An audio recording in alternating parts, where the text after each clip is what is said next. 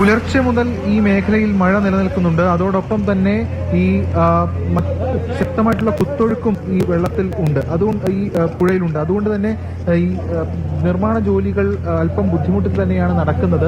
എങ്കിലും ബെയിലി പാലത്തിന്റെ നിർമ്മാണം ഇപ്പോൾ പ്രധാന ഘട്ടത്തിലേക്ക് കടന്നിരിക്കുന്നു എന്ന് തന്നെ പറയാം. അഹോരാത്രം പണിയെടുക്കുകയാണ് സൈന്യവും മറ്റ് വിഭാഗങ്ങളും ഒക്കെ ചേർന്നുകൊണ്ട്.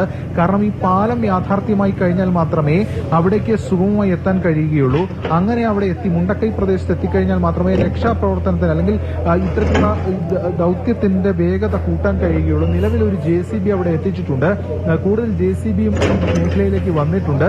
എന്തായാലും ഇപ്പോൾ നമ്മൾ കാണുന്ന ദൃശ്യങ്ങളും മറ്റും ഈ ബെയിലി പാലത്തിന്റെ നിർമ്മാണം പുരോഗമിക്കുന്ന ദൃശ്യങ്ങളാണ്. ഇതോടൊപ്പം തന്നെ ഈ കുത്തൊഴുക്കിൽ രണ്ട് ഭാഗങ്ങളായി മുറിഞ്ഞു പോയിട്ടുണ്ട്. അതുകൊണ്ട് തന്നെ ഈ ഭാഗത്ത് ശക്തമായിട്ടുള്ള ഒഴുക്ക് ഇപ്പോഴും നിലനിൽക്കുകയാണ്. മലവെള്ളം ശക്തമായി തന്നെ ഈ പ്രദേശത്തേക്ക് എത്തുന്നുണ്ട്. അതുകൊണ്ട് തന്നെ ആ മുണ്ടക്കൈ പ്രദേശത്തേക്കുള്ള യാത്ര അല്ലെങ്കിൽ അങ്ങോട്ടുള്ള പോക്ക് ഈ ഘട്ടത്തിൽ നിയന്ത്രണങ്ങളുമുണ്ട്.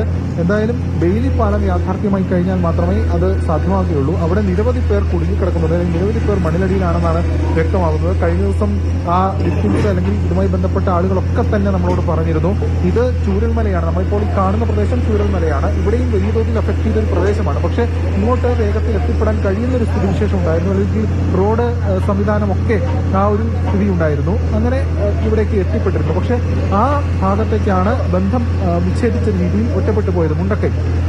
അവിടെയും നിരവധി കുടുംബങ്ങൾ ഒറ്റപ്പെട്ടു പോവുകയും മണ്ണിലടിയിലാവുകയും ഒക്കെ ചെയ്തിട്ടുണ്ട്. അതൊക്കെ ഇനി കണ്ടെത്തേണ്ടതായിട്ടുണ്ട്. അതിന്റെ ഭാഗമായിട്ടുള്ള ഒരു ക്രമീകരണങ്ങളാണ് ഇപ്പോൾ നടന്നുകൊണ്ടിരിക്കുന്നത്. ആ ജോലികളാണ് ഇപ്പോൾ പുരോഗമിച്ചുകൊണ്ടിരിക്കുന്നത്. ശരി.